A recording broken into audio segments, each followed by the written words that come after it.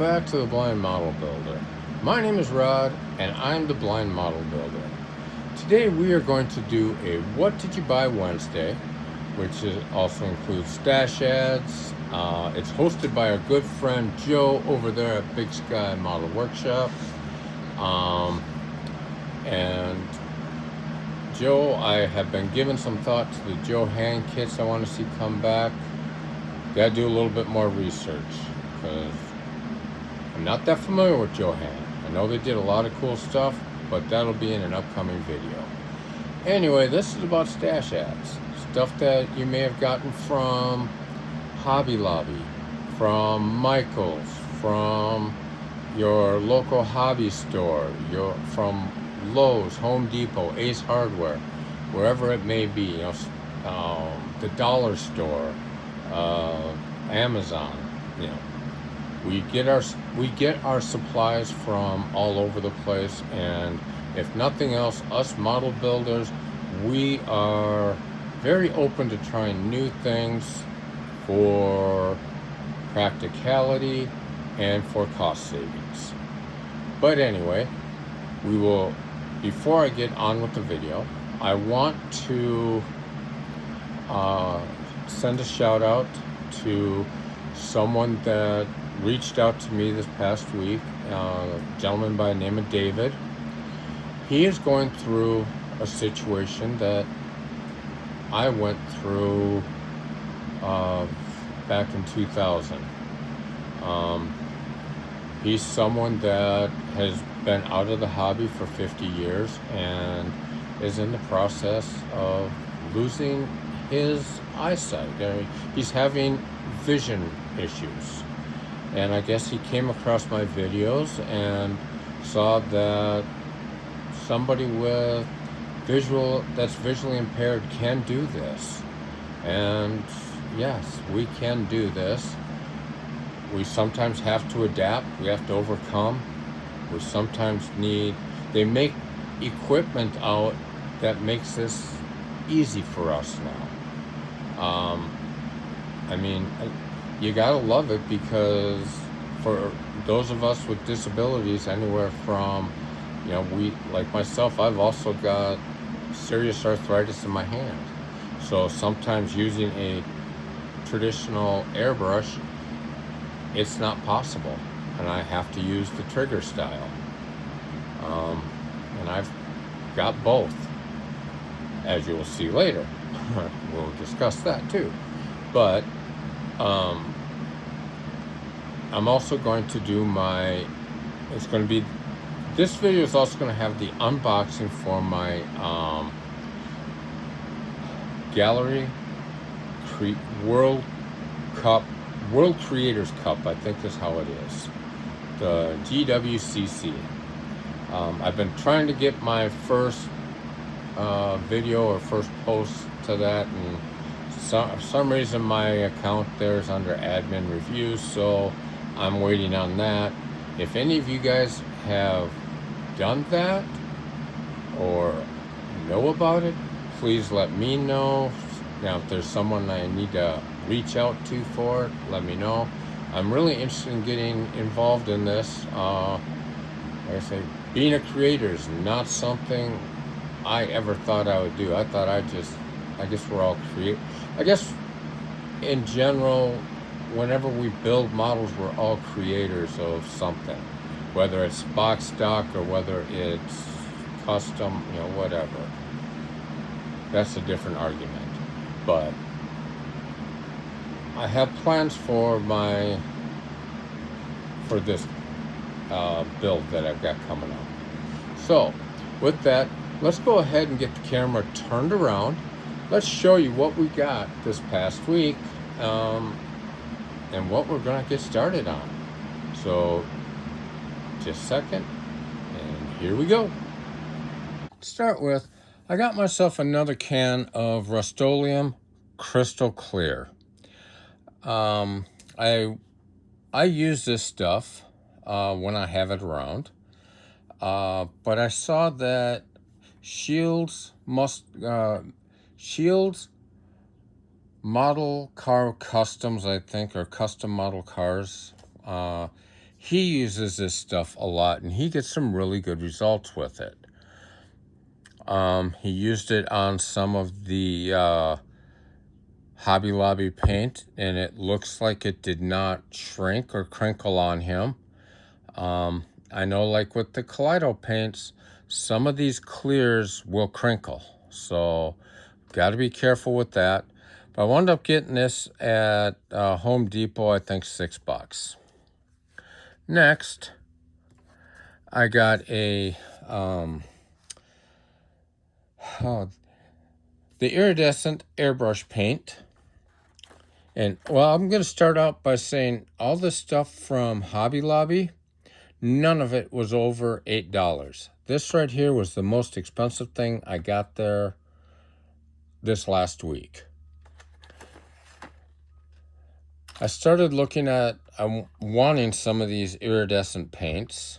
You know, I picked up two colors. I picked up a green and a teal, I believe. And I kind of wanted to look at the orange and the red and some of the other colors, the purples and stuff like that. And as I was doing the math, 4 bottles of paint would wind up costing me the $8. I mean, they're $2.99 a bottle, so you can't beat that. Well, this right here is $8, 10 bottles of paint. All right. That's a no-brainer to me. Next, I got some primers. I'm not too sure about this primer from the Hobby Lobby airbrush. I guess they're just calling it airbrush brand. I'm not sure. But I'm not sure if this is going to come out as a gloss like the Kaleido, or if it's going to come out more like a semi-gloss, flat. I don't know.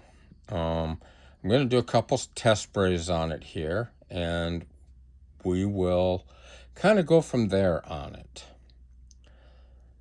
I also got a gray primer. I have some sterilite gray primer. I use that. I mean, that stuff winds up costing, I think, $11 to $13 a bottle. This stuff, $6.99. Okay, if this works as well as that, I'll be going with this every time. As long as it is a nice neutral primer that I can use my Kaleido paints on, I'm all for it. Got to save money wherever we can, guys. Next, wound up getting a thinner. Their thinner works pretty good, and I have used it with the Kaleido paint on accident, and it worked fine there. So we're going to call this a win, and we'll go with it. And again, $3.99, big old bottle of thinner. I haven't priced the Kaleido recently, but I think their thinner and their airbrush cleaner winds up running, somewhere around $8, maybe $12. I'd have to look into that for sure. But then, of course, their airbrush thinner, if you watch anyone that's done the videos on this stuff, it has got a powerful odor to it. This stuff is, you need to wear a mask. You need to be in a very well-ventilated area, but boy, does it clean. Cleans up really nicely, as far as, it even works with the Kaleido paints great. Next, we got some more flocking. You know, whenever I go by the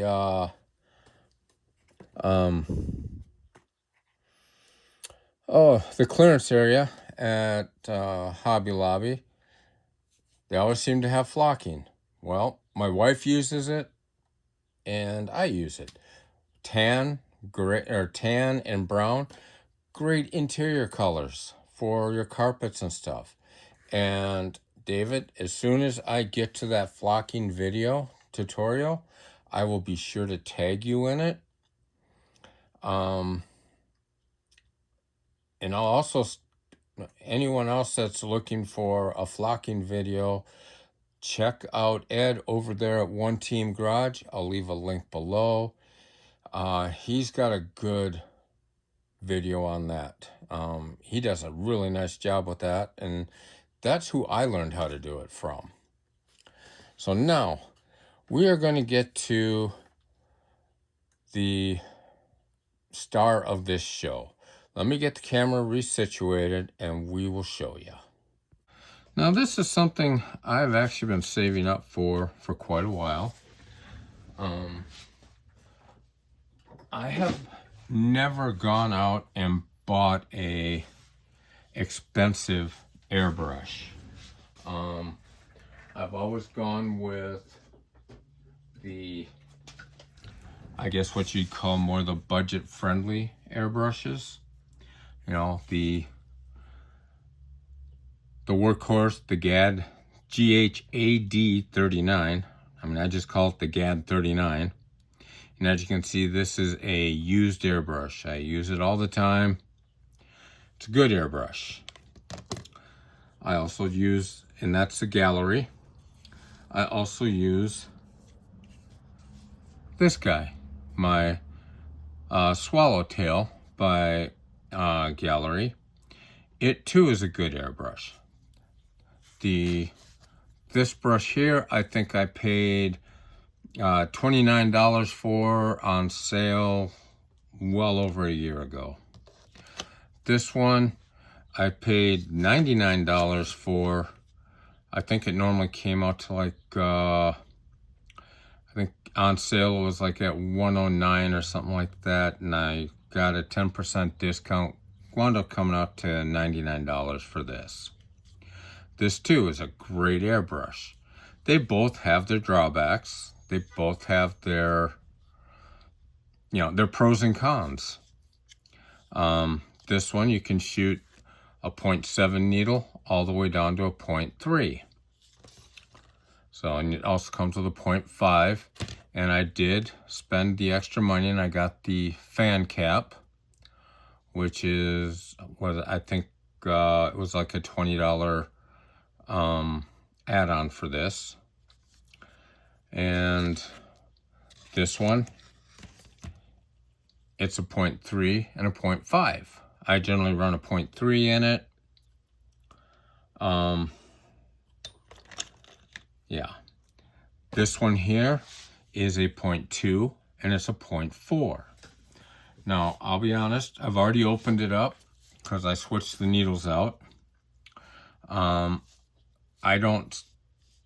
For right now, I don't see myself using a 0.2 needle right away. There's some stuff I've seen online I want to try and get into. Once I get into that, it's starting to do some of the lace work, some of that kind of stuff. Yeah, that's when the 0.2 is going to come into play. But let's take a look at this thing. Now, this is the Adventus Verdant Amber. The color on this didn't really matter to me. What mattered to me was going to be the trigger, and I really wanted the 0.4 needle.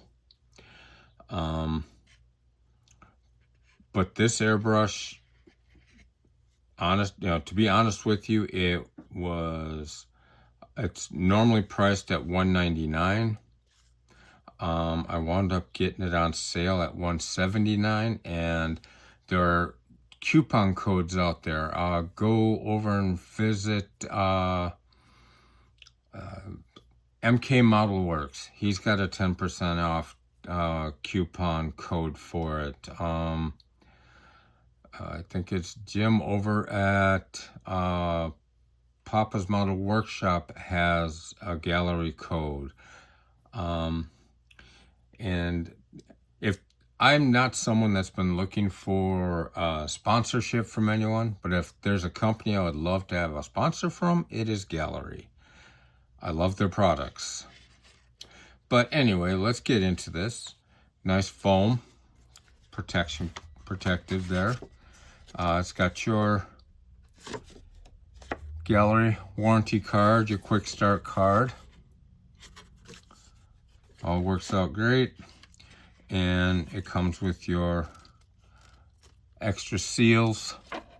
Nice thing about Gaahleri is they're good about sending these seals and stuff with them. So that's wonderful. Like I say, right now, I've got the 0.2 needle in it. It comes with 2 cup sizes. And these cups are packed in here well. I would probably normally run with this bigger cup. And Friday's video, I think I'll actually do a demonstration on this brush. See how how it actually sprays. I mean, I've heard very good things about it, and if half of what I heard is true, I'm looking forward to it. And then we have the brush itself. This brush is heavy. I mean, it is a heavy brush.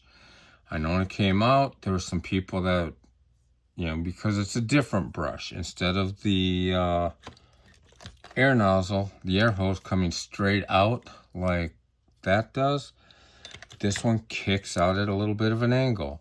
And I'm thinking that's going to be easier to hold. Now, oh yeah, and if you look at the trigger there, that trigger is nice. It feels nice. It's a dual action. Push down, you have air. Pull back, you get paint. I mean,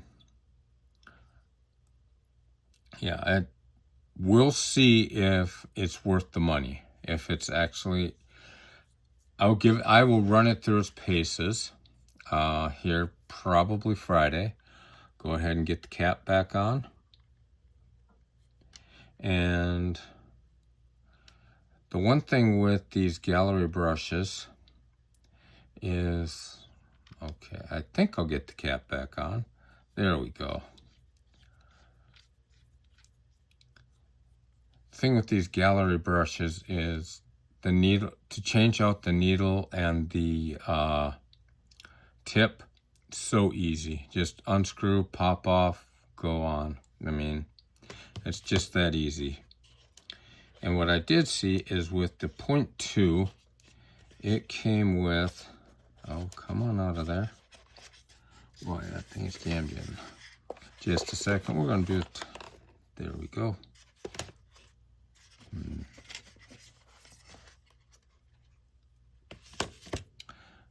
It comes with a bit of a fan cap. Kind of curious to see how that sprays, but I know I will need to thin some paint out quite a bit to get it to go through there, because that is a small needle hole. Let's go ahead and put that back in. Get the cap back on. And then let me go ahead and get this boxed up, and we'll get back to the other unboxing I'm going to do. So I'll be right back.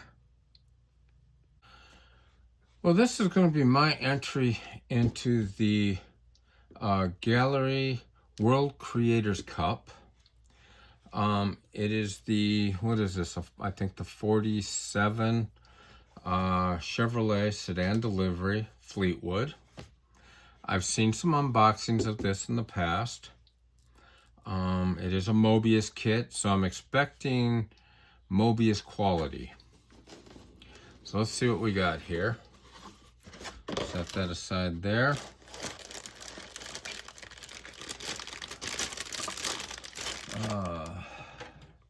I'm gonna have to get my glasses on for this. Now we'll be taking this kit inside and we'll start cleaning the body up, body line molds and all that kind of stuff. You know the stuff we need to clean up before we prime and try and get stuff looking pretty. Now, just looking at this, you got your front fender section. I think that's going to look pretty sweet. I'm actually thinking about running one of my VCG motors in this, not the inline 6. Thinking I might try to see if one of those 572s or one of the LSs will fit in this. The hood is definitely long enough, but let's see. Now, speaking of the hood, I would call that almost perfection. A little bit of cleaning up right back in here. We'll wait until we kind of get it fit together, dry fit, before we decide what needs to be sanded on it. And then we have our interior tub. This will be a great surface for flocking. It's already textured, but yeah, well, you look at that. We'll even be able to do a little bit of flocking on the side here, on the door panels. I think that's going to look great.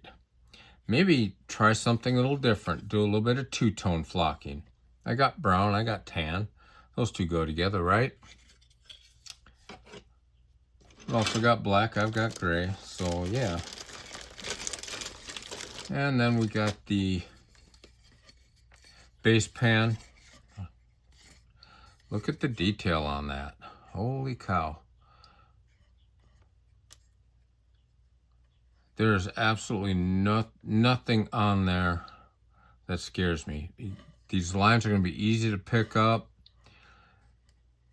Yep, that great place that GM put the brake boosters.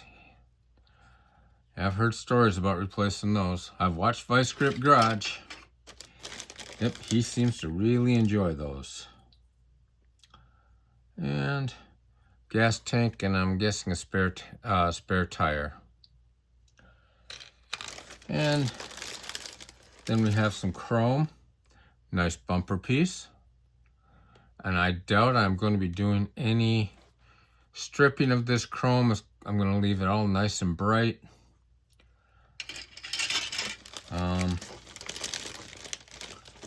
White wall tires. Gotta love that.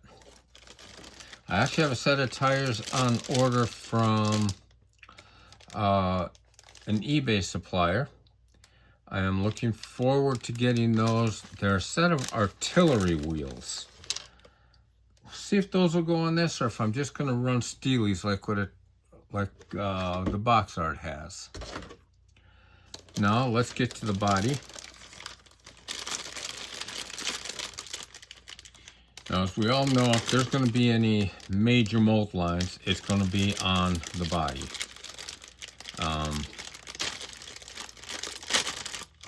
I've got that Chevelle kit back there. I've kind of been dreading getting into the body just to look at what we have for mold lines there. Because I know AMT, they're not always the best. Okay, I can see here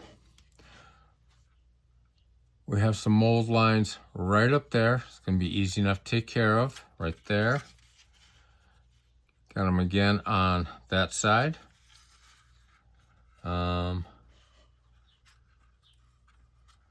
I don't feel anything up front.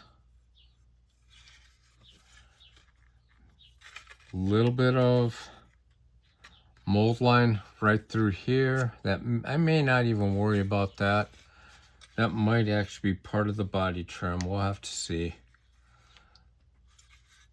But in all, this thing has absolutely no flash on it. Oh, look at that. If you look at the interior there, we will be able to flock that. Boy, this sucker might actually look like it's right out of the 70s, that wall-to-wall carpeting. Then we get into our red pieces. I'm hoping it's got more than one taillight. We will see. We also have our tires. Yeah, nothing too wide. Like I say, those artilleries, we need to see, I'll need to see exactly how they fit in here. But yeah, those won't be if need be, those will work out just fine. And I don't know what part of the country some of you guys are from, but here in Idaho, springtime, we have something called elm bugs, and my God, they are annoying. Unfortunately, you go to squish them and they just stink to high heaven. And my garage is loaded with them. And I'm gonna have to spray out here over the weekend again. The glass looks nice and clear. We're not gonna unpackage that. We don't want to threaten it getting scratched up, anything like that. Next, let's go ahead and open this up.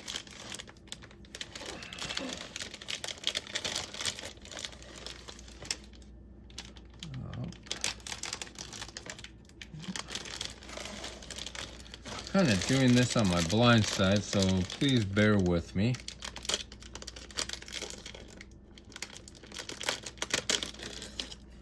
And for those that you may or may not be wondering how my site got to where it's at, I can give you a quick story as we're going through this.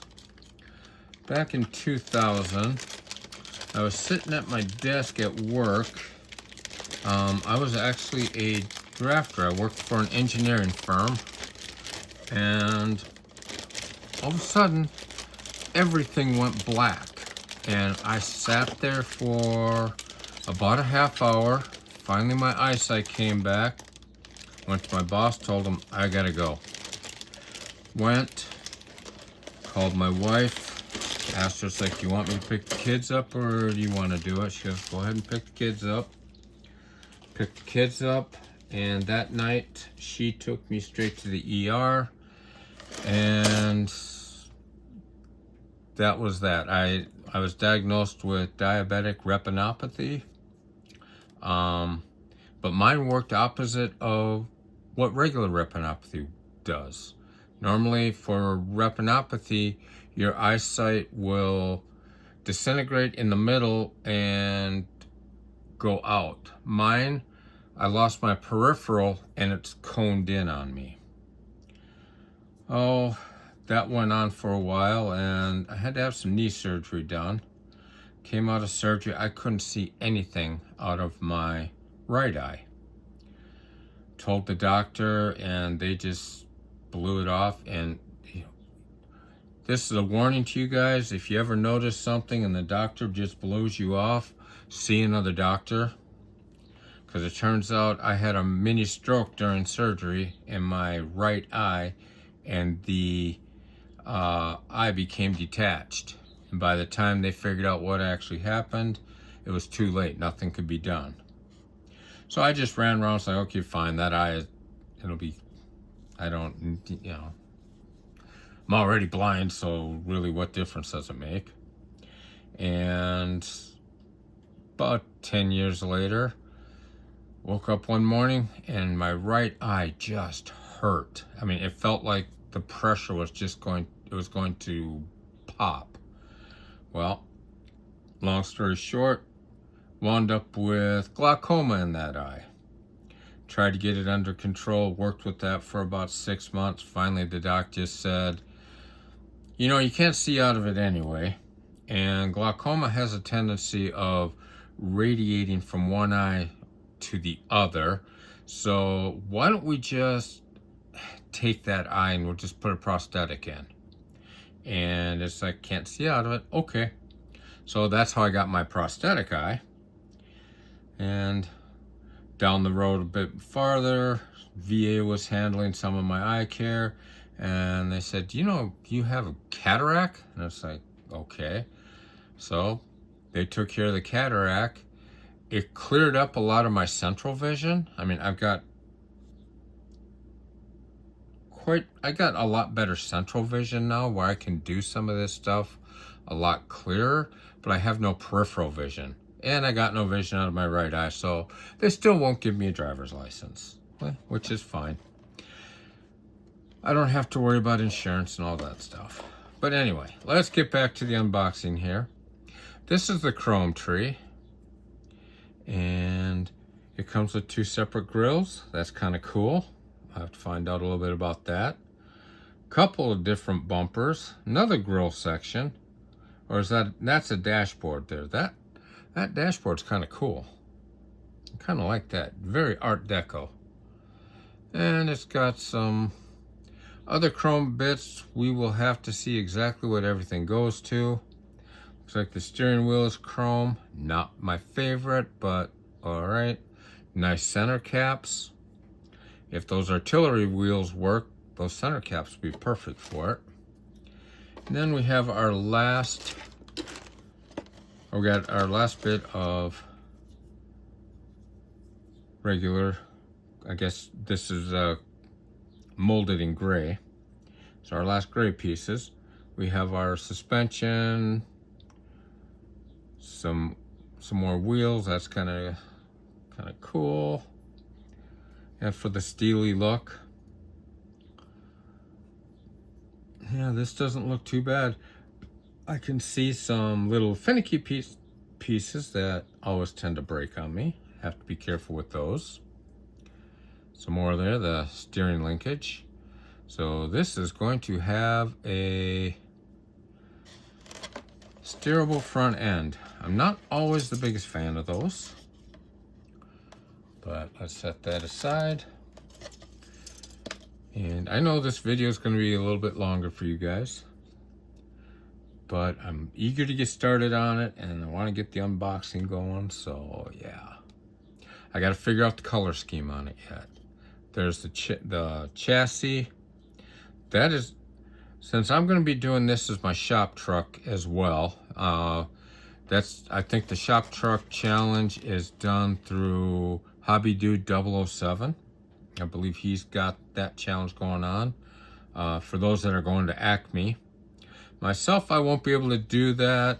My wife has me going to see my granddaughter for her first birthday. I guess that takes priority. I guess I can't disagree with her too much. But then we have our seats, nicely textured seats. Little bit of two-tone action there, nothing too bad. Our little pulls there we can detail out. This engine is amazingly detailed. I might build the engine and just kind of have it off to the side unless I decide to use it. You know, it all depends on what fits and how much carving and cutting up it's going to take. But that looks nice. And then, of course, the exhaust. If I do my custom engine, I'll have to do my custom exhaust. That'll be fun, too. And it comes with some decals for gauges and some license plates. I have custom license plates that I'm going to use that are represent here in Idaho. Now for the directions. Now, if any of you have not built a Mobius kit, their directions are bar none. And honestly, these feel a little bit more like AMT type. They're not if you go with the truck kits, like this one here, for instance, it comes with a nice glossy decal sheet or parts call out, gives you all your color options for factory. I mean, we'll have to see exactly what this has. There's a color call outs, and it says color choices right there, but they don't have anything. Let's look at the engine. This was, if I'm not mistaken, this engine should be blue. I don't know if this is still the blue flame that they had. And yeah, just kind of looking at them, and doesn't really give you color callouts that I can tell. I have to look at it a little bit closer, but nothing looks too terribly complicated. I mean, it's the big thing is going to be is that frame warped. I know a lot of these frames can get warped and stuff like that, but this one, if you go by the way Ed does it, this will be done in it will take a total of 10 steps to do this. So there you go. That is going to be my shop truck build. It's also going to be my Gaahleri World Cup build. So let me get the camera turned around and we will finish this video out. All right, there we go. That's going to be our unboxing of the Gaahleri Adventus airbrush and the Mobius 1948. There it is. It's on the side there. The 1948 Chevrolet sedan delivery. And I just showed you the front of the box art. Well, here's what we have for the side. There and there. That gives you a nice underpinning of what the bottom should look like. And I've built these Mobius kits in the past. They are a little bit more intense than the AMTs or the Revels or the Monograms. They are a bit more of an advanced kit, so if you're someone that's just getting into model building, this would not be my first choice. I would definitely look at some of the other lower skill levels. I don't even know. Does this have a skill level on it? Not on the box right off. But if I had to take a guess, I'd say it's a skill level 3. If I'm not mistaken, they go to skill level 5. I have to think about that. If someone out there knows, let me know. I know the skill level 1 is generally the snap together kits, the snap tights, or I think they now call them click snap or something like that. And then you go up to, you get up into the, the other kits that I've mentioned, the Revels, the AMTs, the Monograms, Tamiyas. Tamiyas aren't they aren't really tough builds. A lot of them are curbside, but they're detailed something fierce. My God, the detail on them is amazing. But with that, I have rambled on long enough. I'm going to let you guys go. You guys have a great rest of your week, and we will catch you on Friday for a Friday bench update, and I will hopefully have some spoons shout out, and we'll decide what color we're going with this bad boy.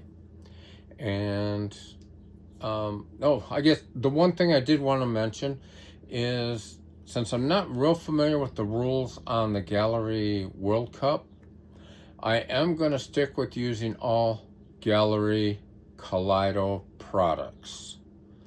Everything from, the brush all the way up to their varnish. So stay tuned for that. I will have updates on that throughout the week, or throughout the coming weeks. I don't believe this one's going to be done in a week. This one's probably going to take, I'm going to guess, a good month and a half. But again, I'm in no hurry to do this. I've got a couple other kits that I want to finish up first, and that way my bench is clear and my mind is uncluttered. So with that, I'm gonna let you guys go. You guys have fun building. We'll catch you on the next one. I want to thank all my subscribers, and if you like what you're seeing, please like and subscribe and leave a comment. Let me know what you think of what I'm doing here. I appreciate it. Gives me a great direction for the channel. Now on with the video.